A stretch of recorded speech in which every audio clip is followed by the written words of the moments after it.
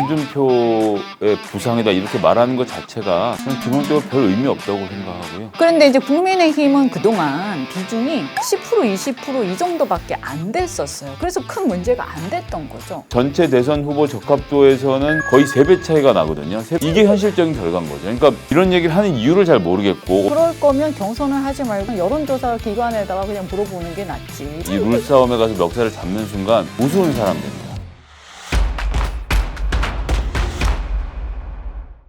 네, 안녕하세요, 여러분. 오늘 시사 끝장 1일 진행을 맡게 된 시사저널 조문희 기자입니다. 늘 카메라 뒤에만 있다가 오늘 처음으로 진행을 맡게 됐는데 부족한 부분이 있더라도 양해 부탁드릴게요. 네, 오늘은 국민의힘 이야기를 해보겠습니다. 경선 레이스 시작과 동시에 경선 룰, 그러니까 역선택 방지 조항이 뇌관으로 떠올랐는데요. 사실 이 논란을 촉발하게 되는 계기가 홍준표 의원이 요즘 지지율 상승세가 아주 매섭습니다. 원래 선두를 달리던 윤석열 전 검찰총장을 아주 바짝 뒤쫓을 만큼 무섭게 상승을 했는데요. 그래서 오늘 이 두 분의 패널들과 함께 홍 의원 지지율 상승세의 의미 그리고 역선택 방지 조항의 운명을 한번 짚어보겠습니다. 네, 먼저 이현주 의원님 PK 네. 출신이시니까 홍준표 의원님하고도 친분이 있으실 것 같은데 예, 최근에 그 지지율 상승세를 어떻게 진단하시나요? 네, 아니 이제 이분이요 좀 저력이 있을 거라고 짐작은 했어요. 근데 제 짐작보다 훨씬 빠른 속도로 상승세를 보이고 있어서 지금 깜짝 놀라고 있는 중입니다. 근데 이제 뭐 내용을 좀 또 봐야 되죠. 근데 사실은 이제 이 보니까 이 KSOI 여론조사 이걸 보면 전체 그러니까 다자구도에서는 이제 윤석열 그 1위 이게 이제 뚜렷하고요. 그런데 범보수 야권 주자들만 가지고 딱 놓고 보면 뭐 차이가 지금 보니까 한 4% 정도 차이가 나요. 4% 정도. 그래서 이게 뭐냐 이걸 좀 봐야 될 것 같습니다. 그래서 제가 이렇게 대충 봤는데 근데 의외로 말이죠. 제가 깜짝 놀랐어요. 홍준표 후보가 민주당 지지자들한테서 굉장히 많은 지지를 받고 계신다. 그래서 저는 이분이 중도 확장성, 외연 확장성 면에서 민주당 지지자들이 굉장히 싫어하는 줄 알았거든요. 왜냐하면 그 전에 민주당 대여 투쟁을 열심히 하셨기 때문에. 그래서 굉장히 의외의 결과다. 그리고 그럼 이게 뭐지 하는 생각을 좀 하고 있습니다. 네. 근데 그런 면에서 그럼 이제 뭐 윤석열 검찰총장 측이나 아니면 최재형 캠프 측에서 그런 호남 지역에서의 상승세나 아니면 민주당 지지층의 그런 지지율을 보고 그럼 이걸 역선택하는 거 아니냐라고 주장을 하고 있는데 김성애 대변인님께서는 이제 진보 정당 출신으로서 어떻게 진단하시나요? 저는 기본적으로 별 의미 없다고 생각하고요. 예, 뭐 홍준표의 부상이다 이렇게 말하는 것 자체가 그냥 언론사하고 여론조사 회사하고 요즘 이제 이걸 이슈로 삼아서 얘기하겠다 뭐 이런 차원으로 봐요. 그러니까 지금 물어보는 게 국민의힘에 출마하신 분들만 놓고 전체 여론조사를 해봤다는 얘기 아닙니까? 쉽게 하면. 그럼 민주당을 지지하시는 분들의 입장에서는 윤석열 총장은 일단은 별로 마음에 들어할 사람 별로 없죠, 당연히. 그러고 나서 나머지는 누군지 잘 모르겠어요. 그렇게 되면 홍준표 후보에게 표가 갈 수도 있지만 이거는 야권 후보들 중에서 누굴 지지하느냐라고 물어볼 때인 거지. 지금 여기도 나오지만 전체 대선 후보 적합도에서는 윤석열 27.4, 홍준표 9.4로 거의 3배 차이가 나거든요. 3배 차이가 나는 게 이게 현실적인 결과인 거죠. 그러니까 하나도 따라잡은 게 없는 상태인 건데 야권 후보들끼리만 놓고 올라간 것처럼 얘기를 하는 것은 제가 보기엔 의미가 없다. 그리고 이제 역선택 얘기를 하는데 역선택이라는 것의 사전적인 의미는 자 이번에 대선을 치르는데 윤석열, 홍준표가 주요 후보야.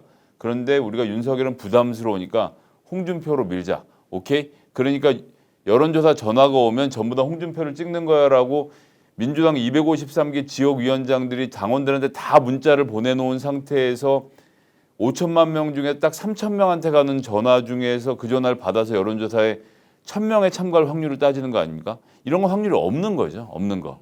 없는 상태이기 때문에 이런 얘기를 하는 이유를 잘 모르겠고 오히려 이제 유승민 후보나 홍준표 후보가 이런 얘기를 꺼집어낸 것 자체는 내가 민주당 심지어는 중도층과 민주당에도 어필하는 후보다라는 것으로 이제 언론에 한번 이름을 올리기 위함이었다고 저는 생각을 하고요. 기본적으로는 정홍원 선거관리위원장이 국민의힘 역사상 단 한 번도 없었던 역선택 방지 조항을 넣을지 말지를 고민하겠다로 괜한 평지 풍파를 일으킨 거다. 경선준비위원회가 이미 여론조사 룰을 다 정해놨으니까 그냥 하면 되는 상황이었는데 괜한 문제를 일으켜서 시끄러워진 것이 아닌가 이렇게 보고 있습니다.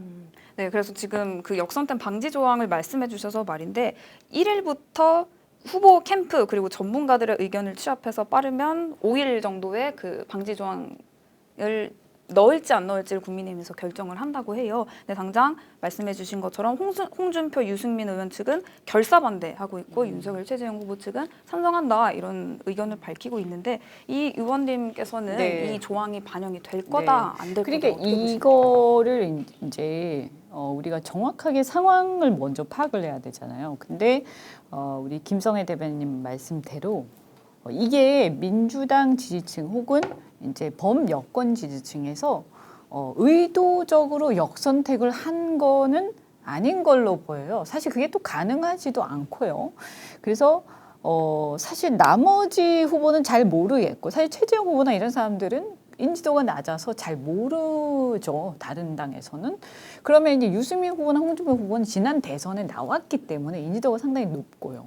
윤석열 후보는 인지도는 높지만 사실 민주당 입장에서 보면 굉장히 싫어하죠. 비호감도가 높겠죠. 그쪽에서는. 그러니까 일단 배척 대상이라서 윤석열 후보를 빼고 나머지 인지도 있는 후보를 그냥 답을 하는 거예요. 그래서 이건 역선택이라기보다는 범여권 지지층에서는 자연스러운 선택이다. 근데 그러면 이거를 역선택이다 아니다 이렇게 얘기하기보다는 그럼 국민의힘에서 본선에 나갈 후보를 선출하는 경선에서 우리는 어떻게 후보를 선출할 것인가를 고민하면 되는 거예요. 그럼 제가 볼 때는 이제 고민의 지점은 여기 있는 거죠. 범여권 지지층의 상당수는 본선에 가게 되면 범여권의 후보, 그러니까 이재명 후보가 됐다고 보면 이재명 후보가 본선에는 후보로 들어가 있을 거 아닙니까? 나와 있을 거 아닙니까?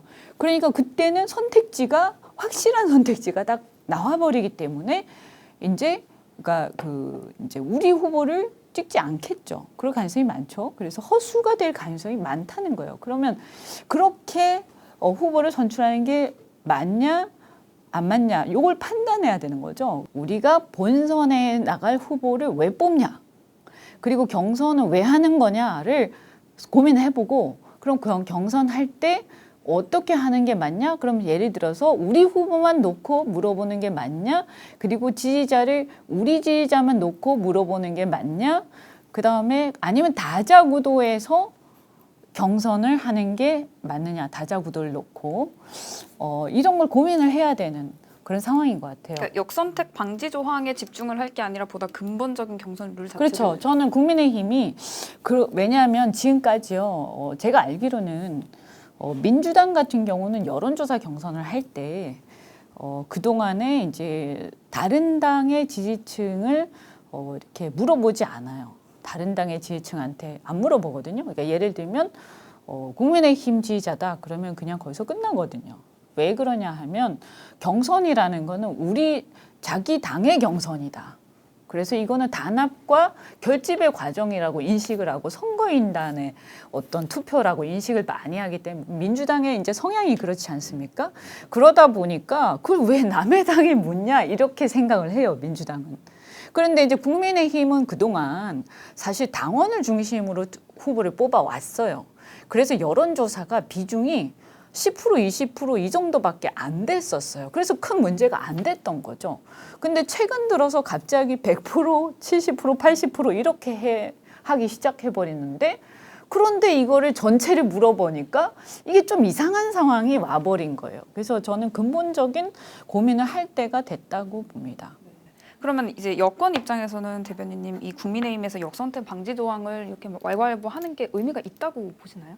예를 들어서 제가 윤석열 후보 캠프라고 하면 룰은 그냥 원래 있던 대로 해도 좋습니다. 뭐 무슨 상관입니까? 라고 하겠어요. 이 룰 싸움에 가서 멱살을 잡는 순간 우스운 사람 됩니다. 1등하고 있잖아요. 아니 그러니까 내가 역선택을 넣으면 홍준표한테 흔들릴 것 같고 안 넣으면 이길 것 같다라고 말을 한다는 자체가 굉장히 자존심 상하는 일이고 그것은 거꾸로 말하면 홍준표의 추격세를 인정해 준다는 이야기가 되거든요. 그러니까 역선택 논란에 윤석열 후보가 휘말리는 자체가 이거는 오히려 거꾸로 홍준표 후보의 그림에 말려 들어가는 것이 되기 때문에 그냥 우리 노무현 대통령도 일찍이 말씀하셨지만 정치인이 두 가지 선택 중에서 고민이 되면 불리한 쪽으로 선택해라라는 말씀이 그건 좀 금과 억조다. 특히나 대선을 노린 후보 입장에서는 그렇게 보여지고 예를 들어 최재형 후보라고 하면 지금 이제 3%냐 5냐 7이냐를 따지는 이 1, 2%의 싸움에서 8등 안에 들어갈 수 있는지 여부를 따지는 이분 입장에서는 그럴 수 있지만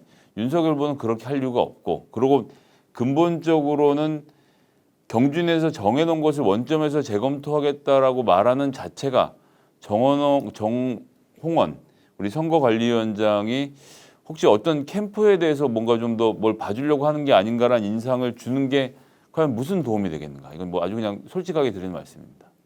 근데 이제 제가 이 경선을 이제 해본 입장에서 이제 얘기를 하자면 이게 이제 대선뿐만이 아니라 앞으로도 이런 상황이 지속될 거거든요. 한번 이렇게 하면 다음에 지방선거 경선 또 국회의원 경선 계속 이럴 거 아닙니까? 근데 저는 이 룰이 계속 이런 식으로 간다? 이건 좀 곤란하다라고 생각을 합니다. 그럼 왜 우리는 왜 경선을 하냐? 경선하지 말지.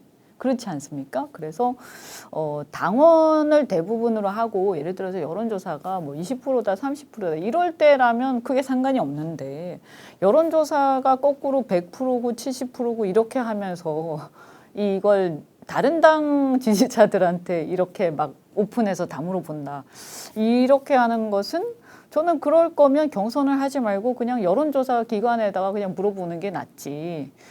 이 굳이 할 필요가 있냐. 그래서 뭔가 이건 경선의 본래 목적에 좀 벗어난 상황으로 가고 있는 거기 때문에 그래서 요거는 제가 볼 때는 이렇게 이제 앞으로도 요거는 하나의 어떤 선례가 되기 때문에요. 그래서 이렇게 할 거면 여론조사의 반영 비율을 이렇게 하되 낮추든가 아니면 우리도 민주당처럼 우리 지지자 중심으로 어떤 그 경선의 어떤 그 원칙을 갖다가 그렇게 가든지 그것도 아니면 경선을 할 때 다자구도를 상정을 해서 그래서 상대 후보가 나오는 것을 이렇게 전제로 해가지고 순위를 정한다든가. 왜냐면 어차피 본선가면 상대 후보 나오니까. 이렇게 뭔가 합리적으로 할 필요는 있다고 봐요.